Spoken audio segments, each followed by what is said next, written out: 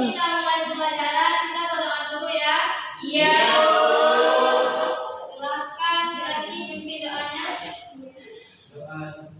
Bismillahirrahmanirrahim. Oi, no, agak acak tu. Dua adik.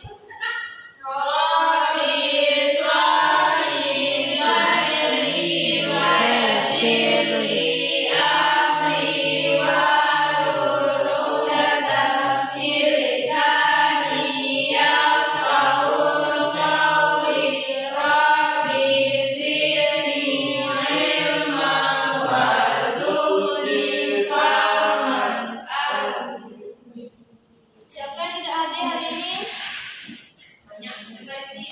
Siapa? Isi lagi di jalan.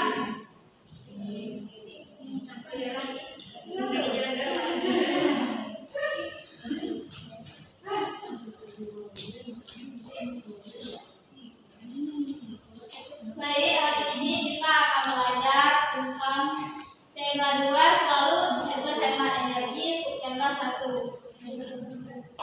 Anak-anak tahu apa itu sumber daya alam? Enggak. Sumber daya alam adalah semua kekayaan alam yang dimanfaatkan oleh manusia untuk memenuhi kebutuhan hidupnya. Jadi sumber daya alam ini berdasarkan jenisnya terbagi menjadi 2, yaitu sumber daya alam hayati dan sumber daya alam non hayati. Ada yang tahu apa itu sumber daya alam hayati? Enggak. Sumber daya alam hayati yaitu sumber daya alam yang berasal dari makhluk hidup, contohnya tumbuhan dan hewan.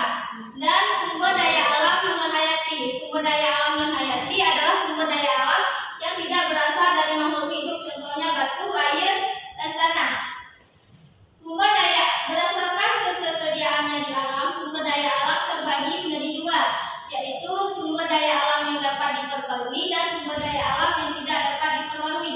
Sumber daya alam yang dapat diperbarui yaitu sumber daya alam yang apabila dipakai secara terus-menerus dan habis maka dapat dilestarikan kembali.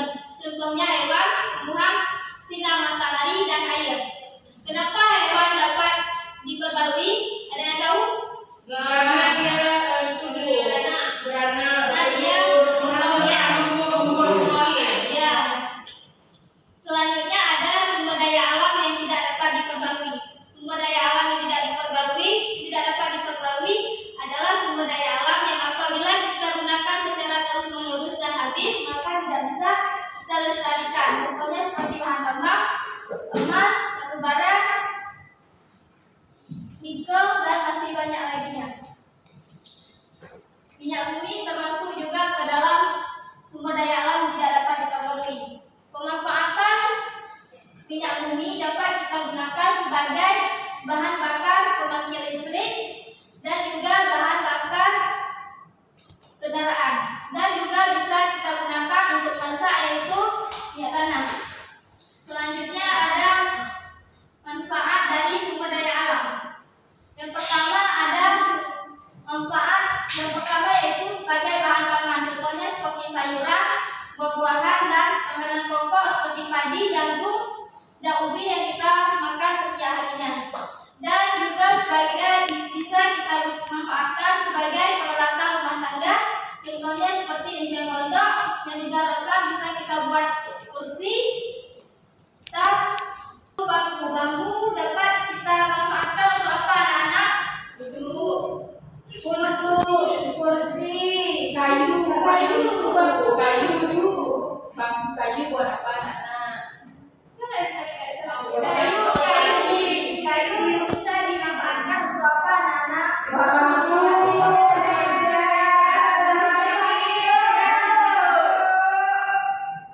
Selanjutnya ada pemanfaatan sumber daya alam hewan, yaitu seperti biri-biri dapat kita manfaatkan kulitnya untuk apa? Baju, tete, nggak tahu buat baju itu.